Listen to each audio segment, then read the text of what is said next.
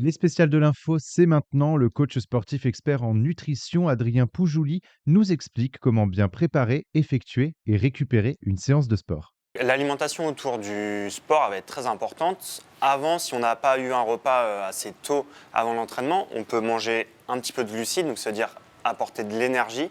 Donc ça va être par exemple une petite barre de céréales non sucrée, un petit peu de pain d'épices, quelque chose qui a du sucre qu'on va digérer facilement et que le corps va pouvoir utiliser pour l'entraînement. Et on va également veiller à avoir un apport en eau pour s'hydrater et prévenir toute la perte en eau qu'on va avoir durant l'entraînement. Pendant le sport, on va retrouver cette hydratation qui va être très très importante.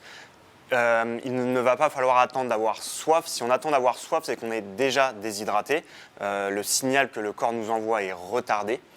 Et si on est sur un effort qui est long, plus d'une heure d'entraînement continu et intense, on peut également avoir un apport en sucre. Donc le plus simple, c'est via la boisson, d'ajouter par exemple un petit peu de jus de raisin. Et également en minéraux, donc un petit peu de sel dans sa boisson qui va permettre de combler les pertes en minéraux à cause de la transpiration. Après le sport, là, va falloir récupérer. C'est là où l'alimentation va toujours rester très importante. On va avoir un apport en glucides pour refaire les stocks d'énergie qui sont vidés.